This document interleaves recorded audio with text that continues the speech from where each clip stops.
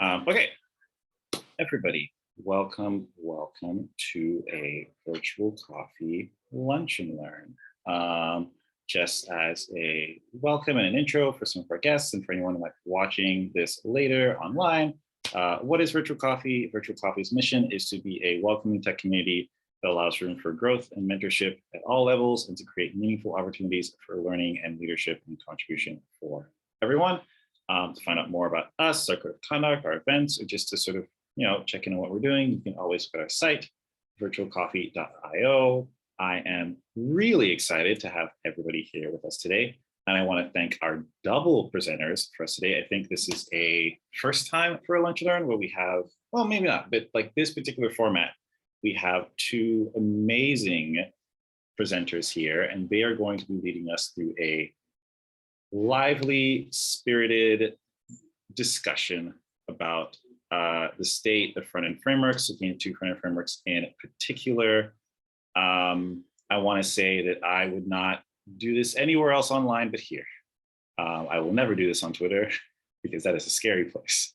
But in this space with people that I know and love and trust, I think we can have like a really awesome talk about this. I know Tailwind and Bootstrap and just like CSS frameworks and like design and front-end design in general are at the forefront of the minds of many people here. Many of us are front-end developers or do front-end work or just like are in that realm. And I cannot think of two better people to guide us through this than Matt McInnis and Drew Clements. Both professional devs, both sort of prolific in their own rights in the design space, and both coming in with a wealth of knowledge and experience. And I can't wait to hear from them. And I think with that, I am going to hand it over to our two speakers. And as always, we'll be monitoring the chat. If anyone has any questions, comments throughout, just feel free to drop them in there and I'll make sure they get to the speakers, and it should be really fun. Wicked.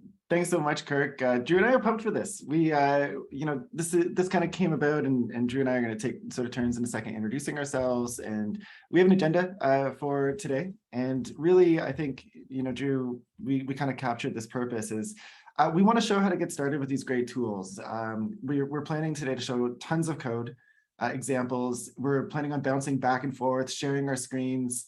And we really want to take the approach of, if you were starting a project from scratch, how would you actually go about doing this? So one thing that you're not going to see us do a ton of is like copy paste code that we've like kind of pre-written. We're going to start from the documentation and we're going to build things progressively and starting from really basic projects, like how do you install this thing and spin up an app really quickly, to customizing, theming, and which is really where I think, Drew, you'd agree, these frameworks start to diverge a bit. Yeah, and so maybe let's do intro. So just really quickly, I know most of the people here are Matt. I'm a developer in Toronto, Canada. We at Typist, we work with Bootstrap, and we've been on Bootstrap for, I guess, about 6 years right now. I have only small amounts of experience with Tailwind, although I've learned a ton of it from Drew, which I also feel is like a really fantastic framework. So yeah, that's kind of me. And Drew, I'll pass it over to you. Cool, thanks, Matt. Yeah, I'm Drew. I'm a front-end developer. Been at it for a couple of years now. When I initially got started learning code, I used a lot of Bootstrap, and then starting from my first contract role, pretty much somehow managed to land in Tailwind specific companies ever since. So I don't think I'm a Tailwind master by any sorts, but I've definitely been using it for a few years. So it'll be fun to kind of contrast and compare these two. All right, this is going to be fun. So just maybe let me blast through the agenda, Drew, and then I'll pass it over to you to jump into the first topic, if that's cool. Yeah, that sounds great. So we tried to zone in on a few, and by the way, if the code over on my screen is too small for you to read, if you just jump in the chat, and then I'll zoom in. It's something I always tend to forget during talks, so please be vocal about that if you can. We want you to see the code, of course. So today we're going to blast through really just how do you install this thing and get started, right? And we're going to go back and forth. So Drew's going to talk a little bit about Tailwind. We're going to do this within the context of Create React App. We chose that specifically because we get some nice things just out of the box. And in particular, when we get to customizing Bootstrap, we have a build system there. so that we can use Sass to customize Bootstrap a bit. It's going to make things easier, but also because a lot of people are using Create React App, and React's obviously very popular. So we're going to start off with, hey, where did these things come from? How do you get started? Then we're going to move into some of the similarities and niceties of these frameworks. And we chose examples that kind of illustrate how they're similar and how they're different. So how do you build a responsive layout? So really simple example, if you've got a big screen and you've got 2 or 3 columns, how do you make it so that when you go to a smaller screen, you have 2 columns, right? And we're going to show you how to do that in both frameworks. Then next, we're going to, how do you use boilerplate code to build a form? With these 2 frameworks, building from the docs. And then we're going to talk a little bit about some of the things that Bootstrap has that maybe are not as present in Tailwind, and some of the things that Tailwind has that are not as present in Bootstrap. Then we're going to move into customizing. So how do you install themes? How do you customize it? How do you modify the Tailwind config and theme Tailwind projects? And then if we get time, and we hope we do, we're going to show some production code. So Drew and I have Storybook, which is a tool. If we get there, we'll open it up and I'll share a little bit about how we're using Bootstrap and what that kind of future looks like for us. And Drew's going to talk about how Tailwind is like. So hopefully really, really fun, and enough talking about the project. Let's jump in. And Drew, I'll pass it over to you to hit up Tailwind here. Sounds good. So the first thing I'm going to do is get my screens in order, because our professional, not really. Share the screen, everything disappeared on me.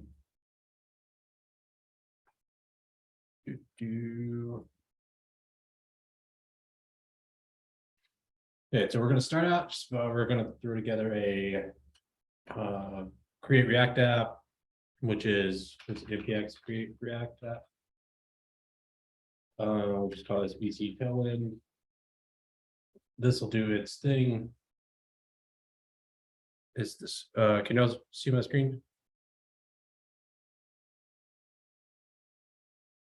Yeah, it looks good. I would say if you could maybe one more level of zoom on the terminal, if you're going to mean the terminal. Yeah, that was pretty good.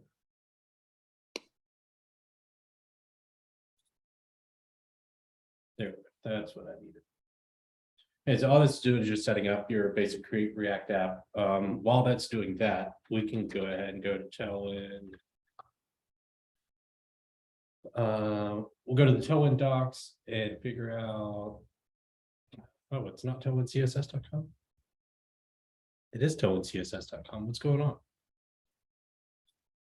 Anyways, I have it here. So we will do this. And it works this time.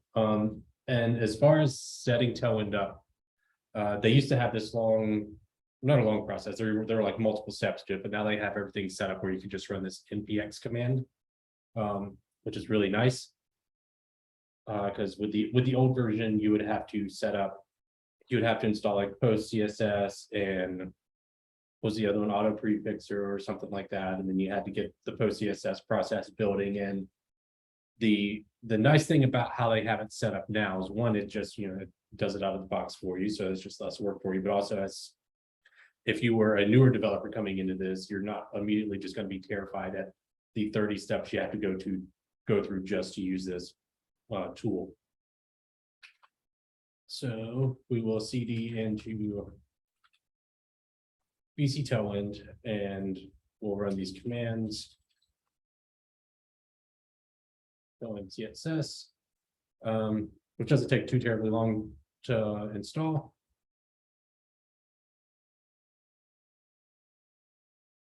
And then here we'll run the npx command, and this is just going to create a Tailwind config file for us and get everything up and running. And now we can just hit npm print start. This should fire up our React app.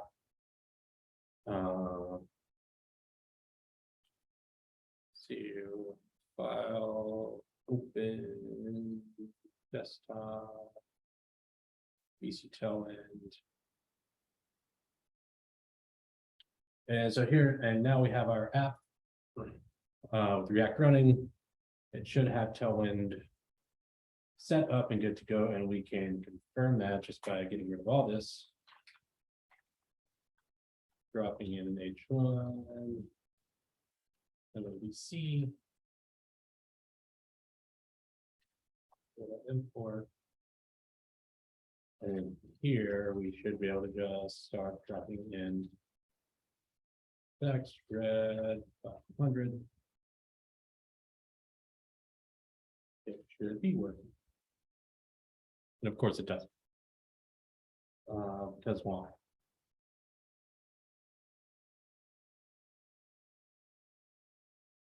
Am I reacting wrong?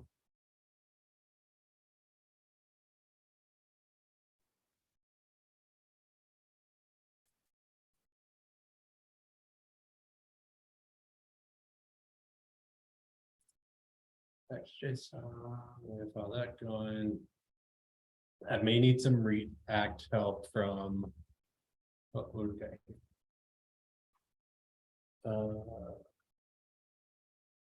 Demo guide. Did you add the CSS file to the head?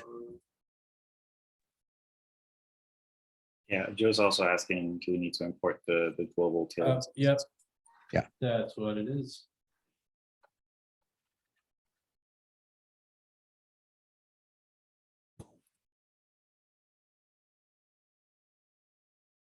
Okay, so they didn't simplify it as much as I thought they had. But it is better than what it used to be. Okay, so we're getting some stuff coming through. It looks like now I need to run. Assume you're always in the way.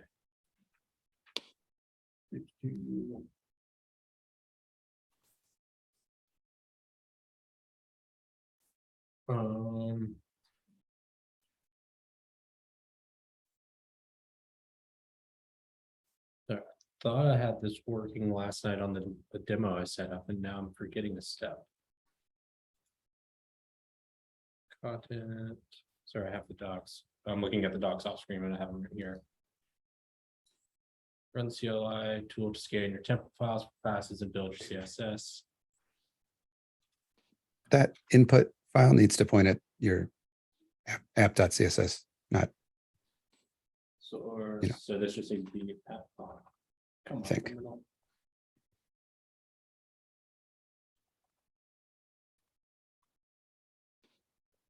And for those of y'all who don't know, I'm primarily a Vue developer, so I'm just going to blame all this on That's the spirit.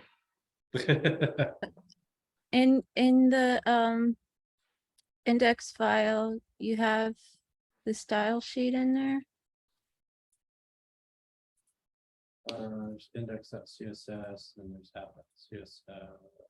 The index.html. Just gonna put this everywhere, CSS, and we'll see what happens. It might be worth getting rid of that index.css import because it's like the boilerplate create React app stuff. I don't know if it's affecting things. It doesn't look like it. We'll just do this. Rebuilding done.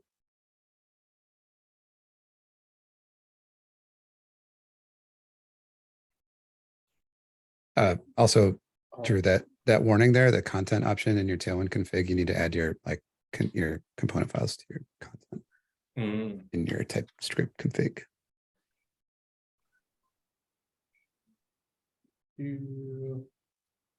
So in what was the one again? Your content option, Tailwind CSS. It's missing or empty. Got it. Like we're running through all the questions I would have had if I had tried this, and I would have like to help in pairing. So this actually works out really well. Yeah, if you open up Tailwind.config, Oh, yeah, that's that And then content here it array, needs to be, yeah, is it just source?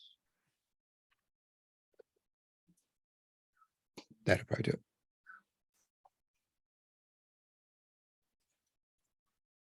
So we'll know we've arrived when this turns red. I think in the docs, What are they have a content string that you can copy paste.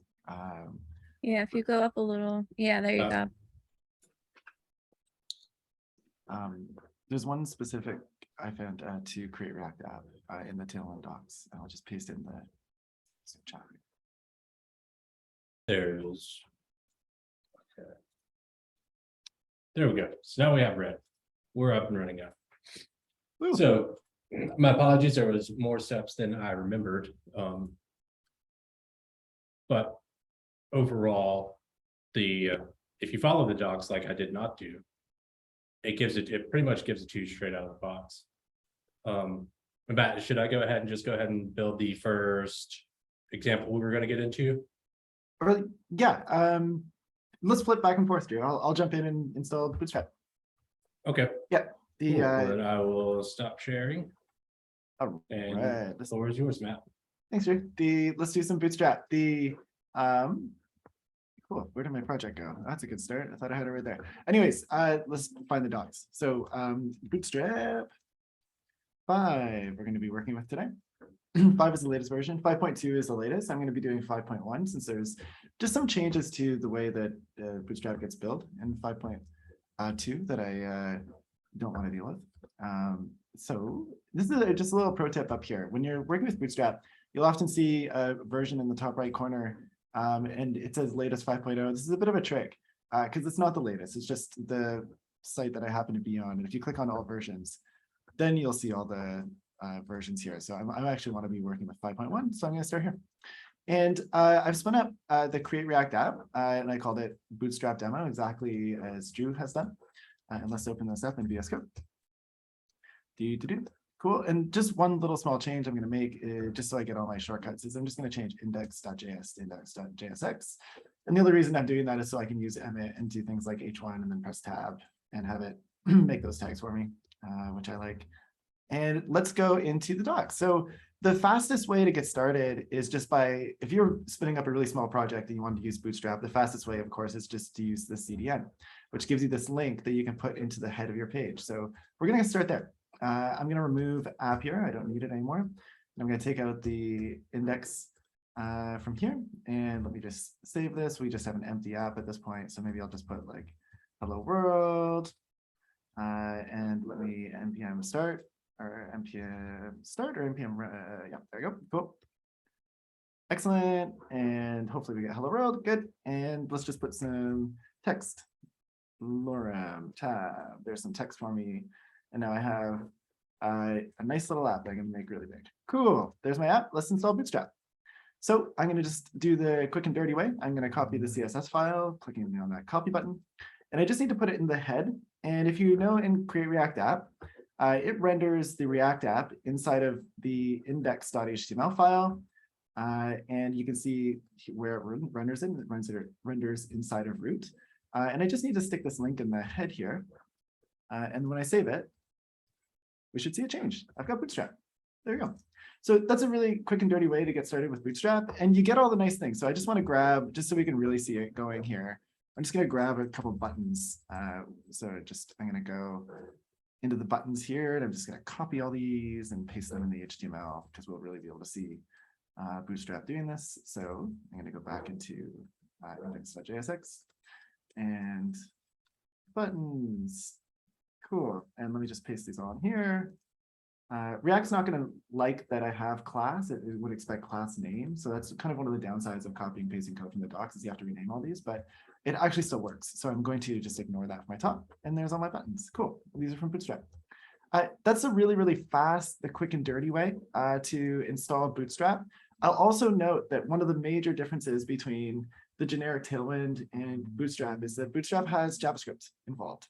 So if we wanted to bring in the JavaScript, we can just copy and paste this JavaScript into the bottom of our body tag as well. And I'm going to do that really quickly here, and I'm going to keep it down here for my talk, just so we have all the Bootstrap JavaScript in for the rest of the time. But now let's go and take out the quick and dirty way that I installed and do it a little bit more properly. Okay? And the one thing I'll note is that Create React App has docs for installing Bootstrap. So we can use the Bootstrap docs, excuse me, or we can go into Create React App, Bootstrap, and adding Bootstrap. It has a nice little page here. So I can npm install it, and I'm going to do that. So let's It's still running good. npm install, and I'm going to do at 5.1 since I'm working with Bootstrap 5.1. Let me make that larger. Cool. And I'll probably get a million error messages because it's JavaScript. Great. Cool. Okay. Warnings, critical errors, vulnerabilities. Yeah. JavaScript 2022. I love it. And then so I've npm installed Bootstrap, and all I need to do now is import that CSS. So now notice I'm back to just generic HTML here. And in my index.js file here, or .jsx, I just need to import, oops, what did I do? Oh, I opened the drawer again. My Bootstrap, now that I have it downloaded. And voila, Bootstrap. So really kind of easy. They're very similar, getting up and going, but those are the sort of two ways to install Bootstrap. A little bit later on when we talk about customizing, I'll just point out that we're going to be installing the Sass. I'm going to talk about how Bootstrap gets built. It's built, as many of you know, using Sass. So we'll get there, but I'm going to pass it over to Drew, and we're going to go on to the next part, which is how do you deal with layouts in these systems? And we're going to do a simple example of a 3-column to 2-column. So how do you build a really simple responsive layout there?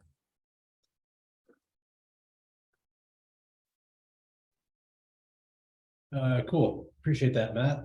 So what I've done while Matt was doing his thing is I've gone ahead, I've just set up 2 divs with some random images from Unsplash here. And the layout we decided we were going to cover was how do you do a grid that is 1 column on mobile, 2 column on desktop. And for Tailwind, it you initialize the grid just by using the classic grid. And it defaults to, I don't want to say defaults to a single column, but if you don't provide anything beyond this, it's just going to be a 1 column. And then for it to, let's say we wanted it at medium screens to become a 2-column grid, you do grid calls 2. And then we have that. And if you grab this and squeeze it down, see at a certain point, it swaps back to 1. And that's these 2 classes are what it takes to put that together in Tailwind.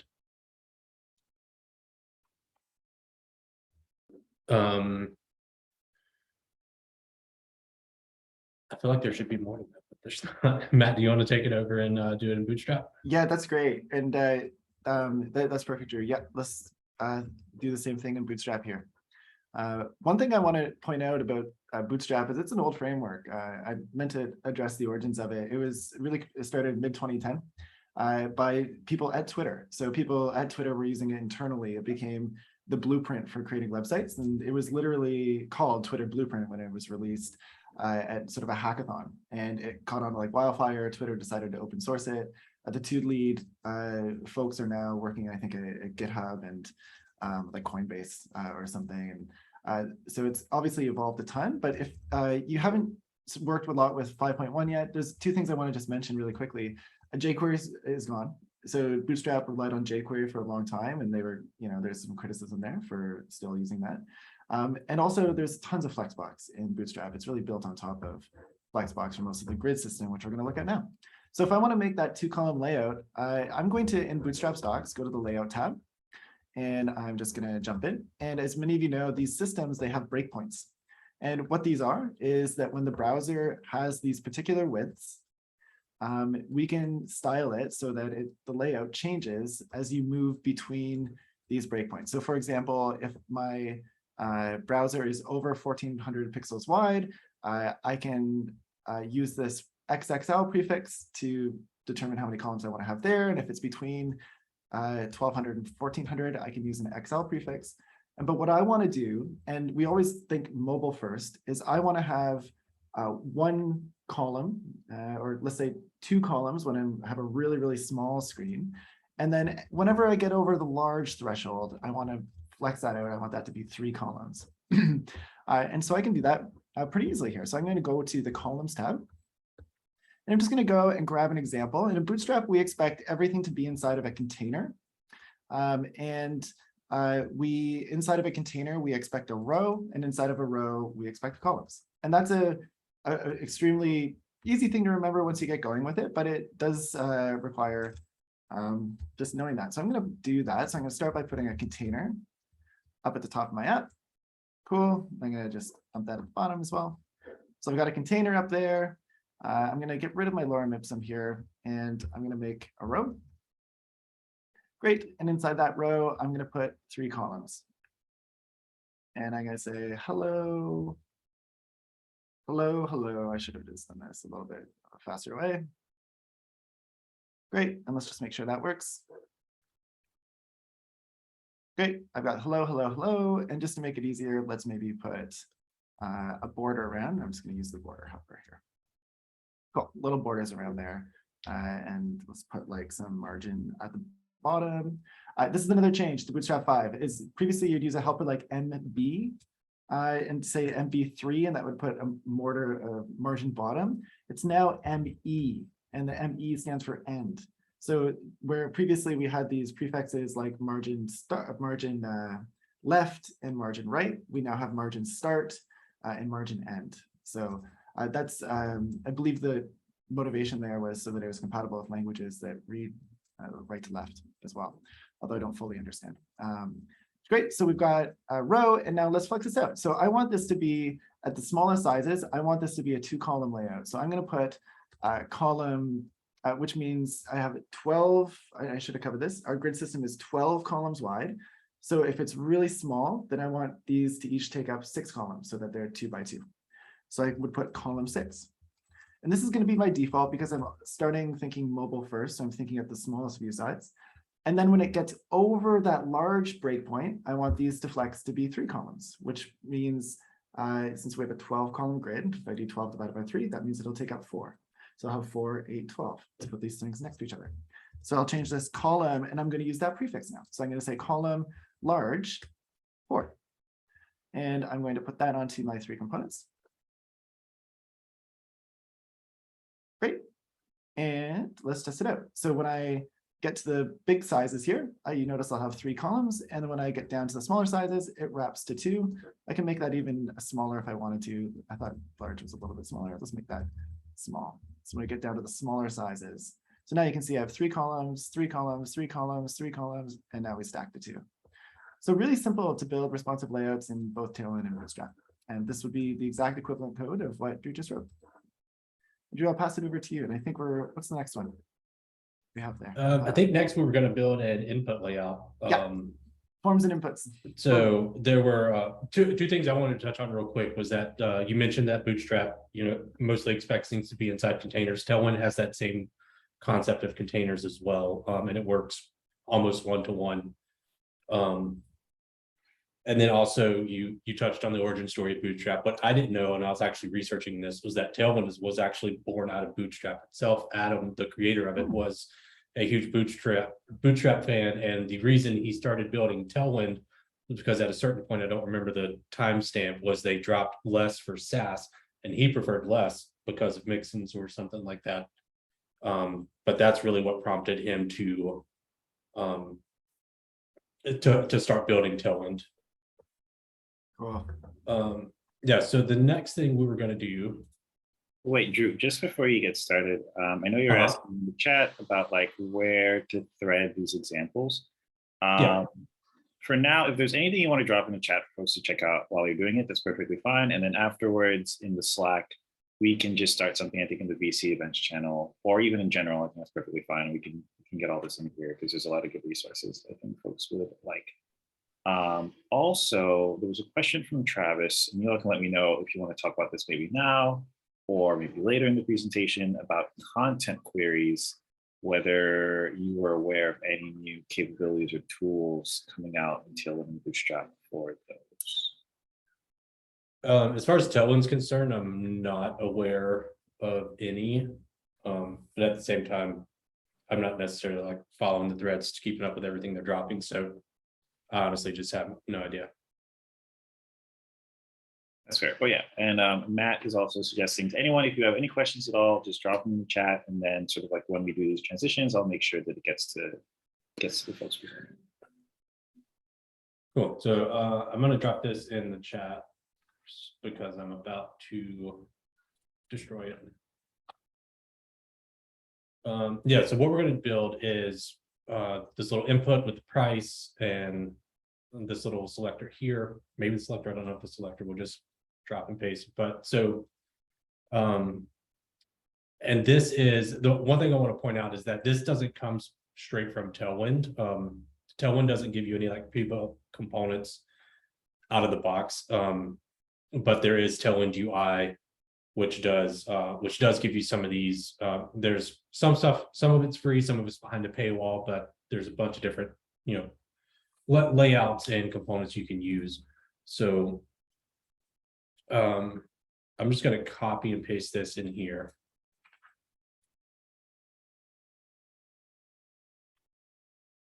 And I hope I don't blow anything out. I didn't blow anything out. So it does look a little weird because it's full width. So I'm actually going to just do like a class name, max width. We'll go to access and then MX auto, and we'll put some margin top on it. And the cool thing, so it looks like a lot of classes and a lot of stuff going on here. But what I like about this, is that if I want to change the size or the margin or spacing around any of these elements, it's just right here. I have direct access to it. It's just a matter of changing the classes. And that's all it will take. And this comes really in handy if you're working in a project that has like a base component library set up. So you have one base input that you're using everywhere. So if you need to adjust the margin on anything, you just adjust it at that one spot, and it's just going to trickle out to everything. And these, I want to say these Tailwind UI components come, I got it squished down, but they also come with responsiveness out of the box. So I know if you go to forms here, like this form, it will come responsive right out of the box, and you can literally just copy and paste this code in. I mean, it will need some JavaScript for grabbing data and doing stuff like that. But as far as the layout and being responsive, it's all there. Yeah, so that's a price input with Tailwind. Matt, do you want to take it? Yeah, totally. And that last screen that Drew was on is a really, like, now we're really starting to get into where these two frameworks diverge a little bit. And as Drew mentioned, one thing that we learned was that really if you're trying to do a one-to-one of what is Bootstrap versus Tailwind, a really important thing to know is that in Tailwind, it's really two things that are the equivalent of Bootstrap. There's Tailwind and all the helper classes it gets you, excuse me, but also Tailwind UI, part of which is free and part of which is paid, that really add up to like the components that you get in Bootstrap. And so just to give you a really simple example of that, if we go into Bootstrap docs, and we're going to find that we're going to do the same price input. So I'm going to go and just hit, an input group. That's really what I'm after. Cool. And then I get all these examples that I can copy and paste. And here's a nice little price one, very similar to what Drew just had. So I'm going to go. Matt, I don't think you're sharing your screen. Ah, classic. Good. Let me do it again. I'm in the Bootstrap docs. And I'm just going to type in input. It's got a really, really nice search feature, by the way. And I get this input group. And you'll see that we have like a form example here, very similar to what Drew had on his screen. The difference is that these types of things, if you're looking for a form that you can copy and paste into your app to help build things quickly, in Tailwind, that's going to be on the Tailwind UI site. In Bootstrap, it's just going to be on the Bootstrap site. It's all one sort of framework here. And you'll see here's my the exact same sort of money input, and I'm going to grab that code. So it's right here, and it's worth just kind of paying attention to the code here for a second. So the code examples in Tailwind UI are really constructed with their helper classes. So you'll see like 7 or 8 kind of classes added to the Tailwind UI thing, which is really great because it makes it responsive. It adds that responsiveness by default. Where in Bootstrap, the CSS is largely embedded in these input group classes. So input group isn't just one line of CSS, it's a collection of CSS. Same with form control. And both frameworks, and this is really nice, give you some parts of accessibility out of the box. So you see we have some nice ARIA labels. We have like 4 tags in other examples here that connect the input to the description or the label, which is kind of nice. And of course, that's accessibility goes much further, but that's a pretty good start. And so I'm going to grab that and I'm going to put it into my app as well. And I'm going to put it into a row and a column. So I'm going to do row, and then this is a nice trick for Emmet is you can do that less than sign or greater than. I always get them confused. And then you can do dot column. And now I have a column div inside of a row, and that's where I'm going to just paste my form. One thing to note is that React really doesn't like tags that should be self-closing. So let me just move zoom out of the way. I'm just going to self-close this tag, and everything should be happy now. And I can look at my React app, and I have this form. So you'll notice that Drew's was styled nicely, right? And mine I need to do a little bit more. So I probably don't want this to span the whole page. So maybe I'll just change this to column 6 because I want this to take up half my page here. There we go. I have a nice column 6 little thing here. So really simple example here on forms. And Drew, I'll pass it back to you. Ooh, before we get into the next portion, I think I have a question from Joe, which might be relevant, which is he's asking about the numbers after the various like margins and padding classes. And I think I might extend that to just like the rows and columns as well.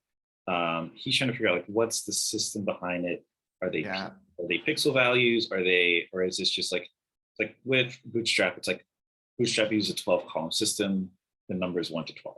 Is Tailwind thinking along a similar ideology for these things? Or do you just have to know how they slice up the screen?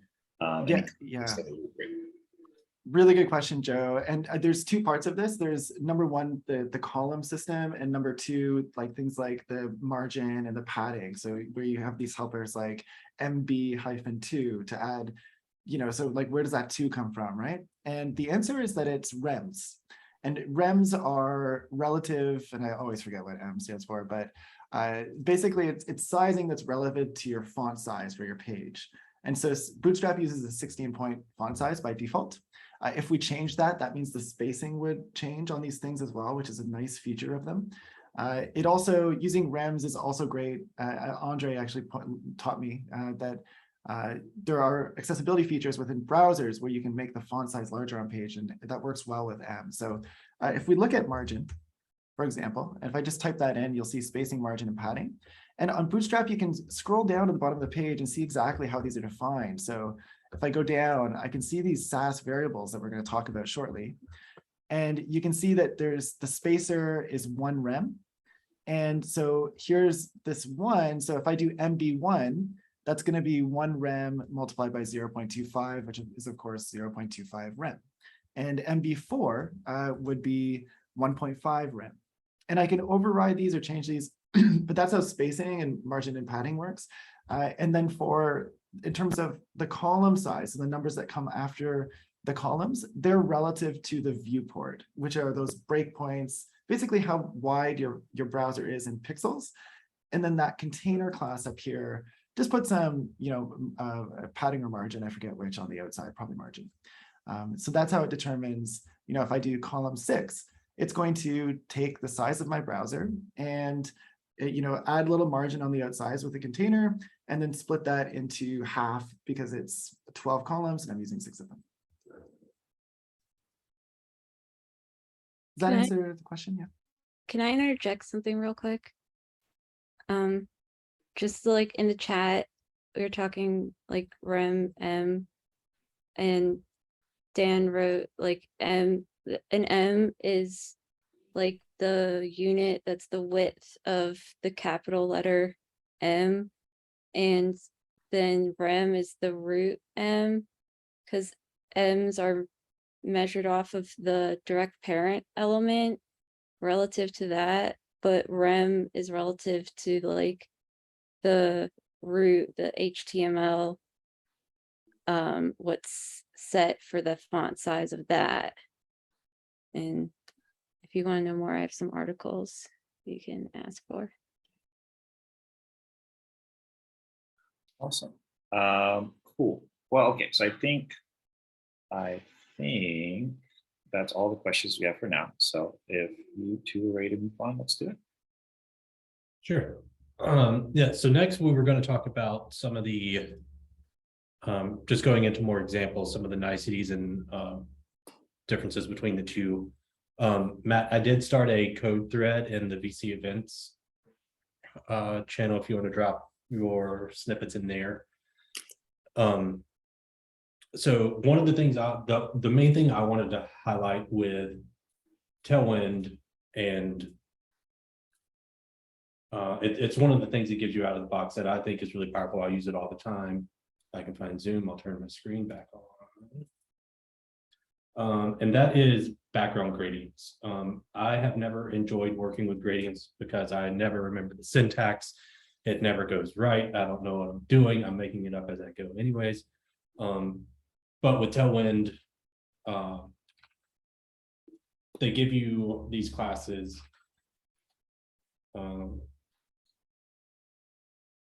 Trying to remember what's to red for now. Border red will throw a height of 40, sure. And just to as far as like the spacing and what the numbers equate to, it's all the same. Everything Matt just went through with Bootstrap. Tailwinds is the same system. Don't know why my height is doing things, so we'll just do height screen. That works. So we'll take this border back off here, but background gradients in Tailwind, it's really powerful for me. I find myself using it all the time. Gradient color stops, and it makes it really easy to use. So you just do BG. They have a whole bunch of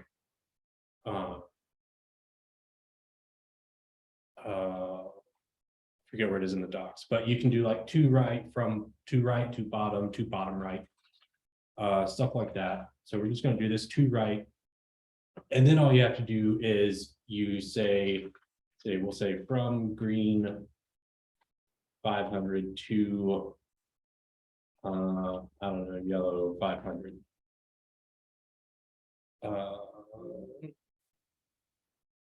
BG gradient to right. What am I missing here? We'll pop up console. How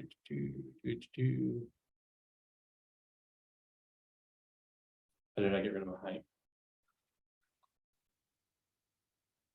Hey, screen. And then we have this nice background gradient. Obviously you can apply this to buttons, whatever element you need to right, I think to bottom right, and it will change that to the left, and it will invert it. And it just makes it really easy working with gradients. There was something else I wanted to highlight about Bootstrap, but we've already touched on it a little bit, and that's just this Tailwind UI. It's a full suite of components, layouts. You get page sections, so like you can come in here and see entire hero sections where you can literally just copy and paste the code. These come responsive out of the box. There's a fair amount of them that are free, but there are some that are behind a paywall as well. And I think the paywall starts at like $180, so it's not like the most affordable, but at the same time, I think if you were truly trying to build something that was going to generate revenue with it, it would be, pennies on the dollar for the value you were going to get out of it. But you get headers, navigation, pricing pages. You can get entire like dashboard shells. It really gives you a lot out of the box. And one thing I do want to note about some of these components, I think modal is a good example of one. Whatever, I can't find it. Some of them, they do specify that they need JavaScript, but Tailwind UI doesn't actually give you the JavaScript. However, in most cases, like so this one here, you can open and close this modal. And here it notates that it requires JavaScript. But if you look at the code, all this is, well, this is React code. This is just the markup to it. And it's not actually giving you the JavaScript that's required to power it. However, in most cases that I've seen, the JavaScript is usually just toggling a Boolean like true or false. And with that, Matt, I guess I can kick it back to you. Yeah, and Dan mentioned in the chat that they do have full templates now as well. Yeah, and that's where these, these frameworks start to, diverge a bit, is like so much of the components. Bootstrap gives you a lot. It gives you a lot of CSS. And just to browse through it really quickly here on the left side, I know it's a little small. But you have accordions, alerts, badges, breadcrumbs, button groups, cards, these things that would be like a card would be included in Tailwind UI. Bootstrap, it just comes out of the box, and you simply give it the class card. And so you'll notice that the HTML that you kind of spit out when you have a card, it's much reduced, because the approach with Tailwind is to add classes sort of one by one, which are, in my opinion, mapped directly to like one-line CSS, which is an extremely flexible approach. And Bootstrap's approach is a little bit less flexible. It gives you a card class, and of course you can override that or extend it, which we're going to talk about now. But you get these cards, so you can easily throw a card onto the page and it's just there. So if you're spinning up a project, over the weekend, this is a really great approach, but I also love it for scaling too. So Drew, if it's cool, I'm gonna just roll right into customizing and theming. Because the second part is that Bootstrap comes with JavaScript. And that's worth noting, because when we have mouse overs on menus, or if we want to do, it uses Popper under the hood, by the way. If you have tooltips or toasts are those little kind of messages that appear at the bottom, right? When you like go down, here's a toast, and you can just copy and paste this code, or click the copy button, which I always forget to do. And this toast is interactive, so you can click on this X and it goes away. That's JavaScript, and that's Bootstrap's JavaScript that's kind of helping you do that. But it's really kind of simple copy paste code. But talking about theming is really my favorite part of Bootstrap, and I'm going to be constantly moving everyone's face around for Zoom to do this. But let me jump back into my project, because we have this, here's our app right now, right? We have a bunch of buttons and we have a thing up here, but let's put a theme on top of it. So I'm going to say Bootstrap 5 theme, and there's just so many free themes out there. And one of my favorite ways to do it is with this tool called Bootswatch, which is always one of the ones that comes up right away, but I'm just gonna, here it is, Bootswatch. It's just like a bunch of like free themes that can really take you far, and it's so easy to use. So I'm just gonna jump into the GitHub for Bootswatch, and all we have to do is kind of npm install it. So here's I can use the CDN as well, but I'm gonna just npm install it, which is in the JS docs here. But let's jump in, npm install Bootswatch. I'm gonna totally spell this wrong. And we want to match our Bootstrap version. So Bootswatch 5.1, which is what I'm using. I hope I got that right. Cool. Yep. And great.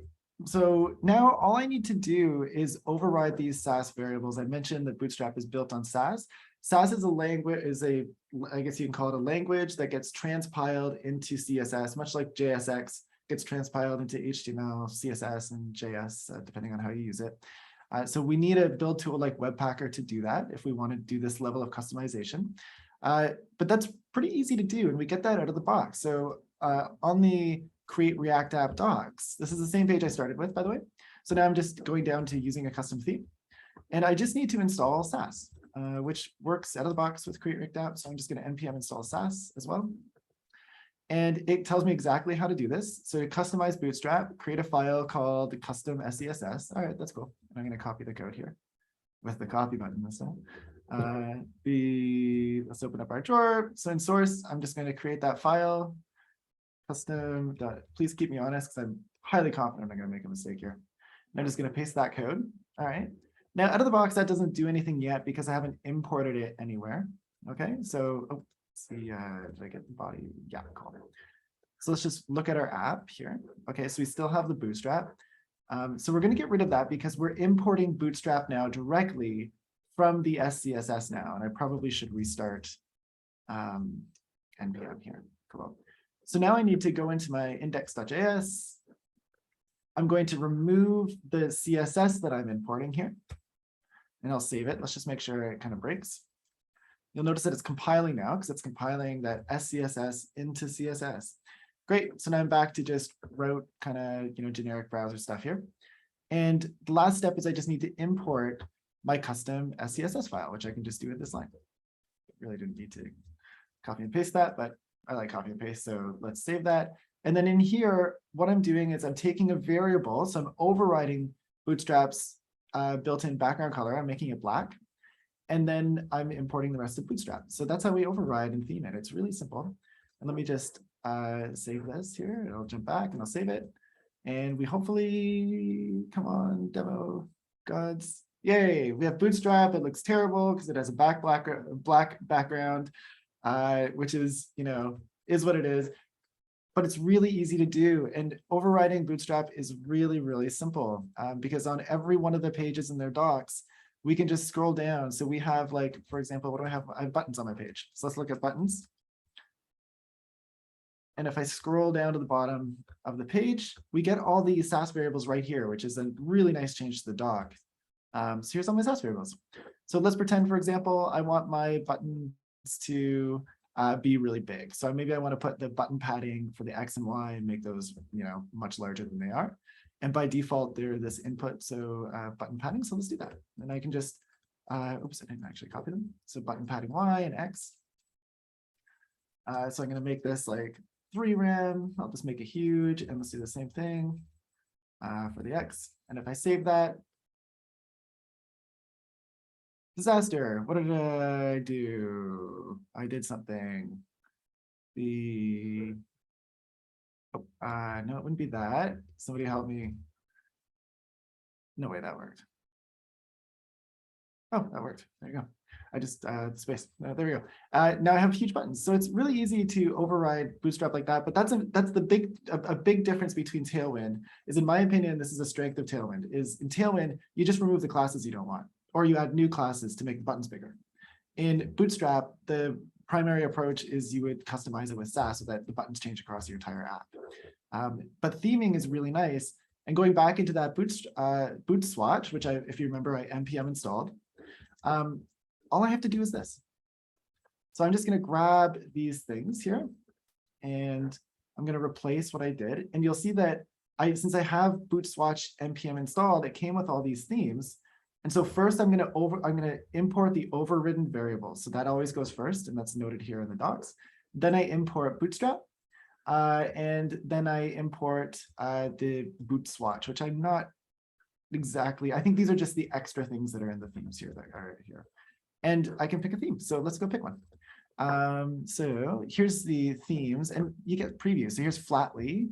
Okay, yeah, that's kind of fine. Let's just pick a different one. I promise I'll try one more.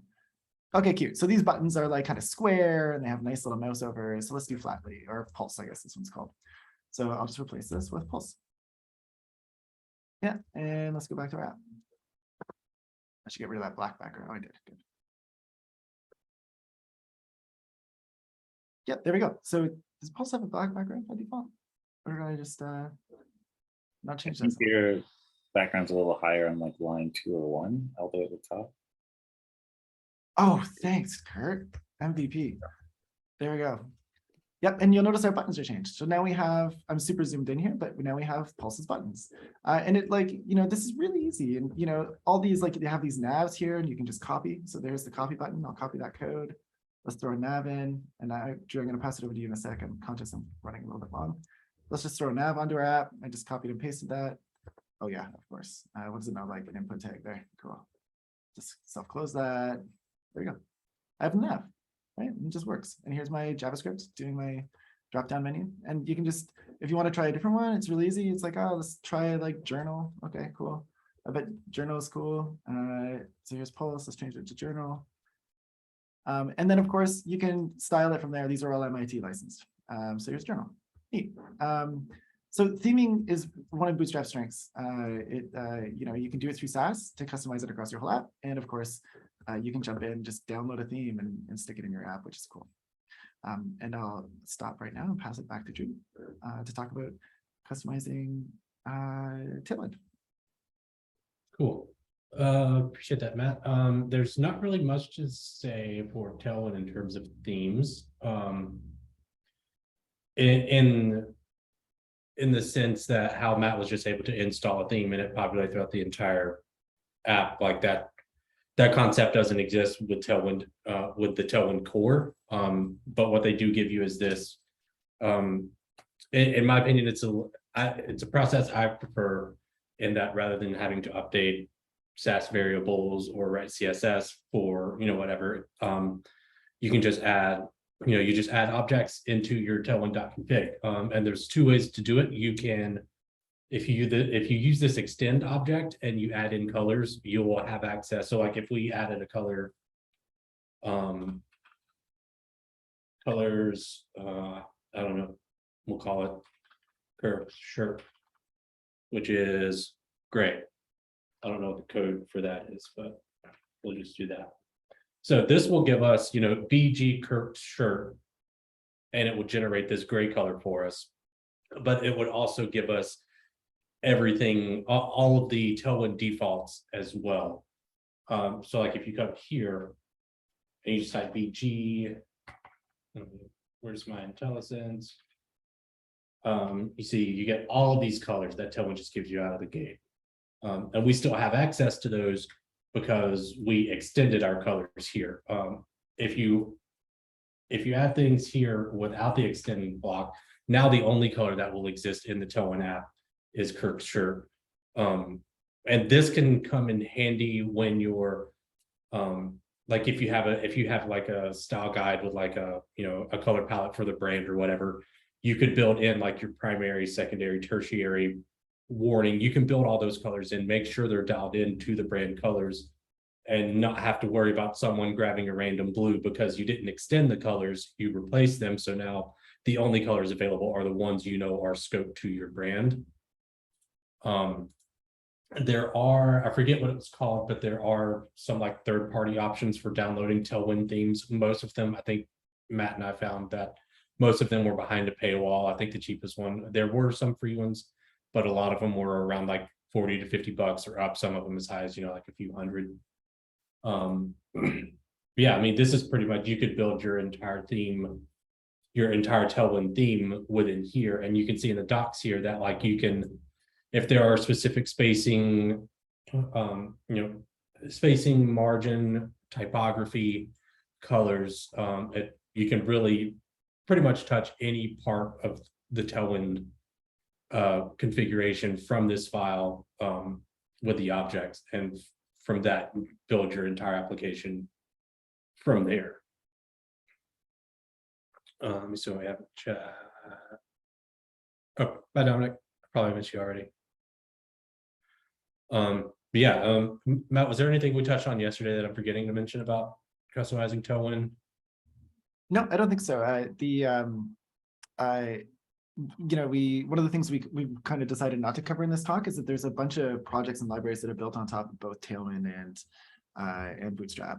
So there's React-based projects that are built on top. So there's like React Bootstrap that basically takes all these classes in Bootstrap and gives you components. So you like import the components instead of adding the classes, and it's similarly with Tailwind falls in that category. But no, I think those are all the things, Drew. Yeah. Mm-hmm.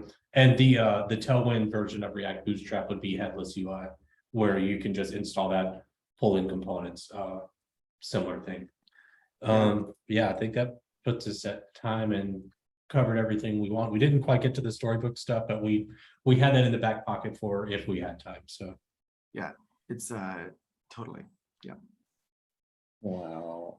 I want to jump in here and say that I think that was pretty amazing. I've had a very casual acquaintance-like relationship with both of these frameworks, so it's very useful. I don't know, I love this lunch and learn format because it's sort of like somebody I like trusts, and like somebody who understands like context, sort of giving me what I need to like make the next decision, right? Like, should I use Bootstrap? Should I use Tailwind? If I am, how painful will it be? How much do I have to write myself? Like, how much do I have to spin up in my own head?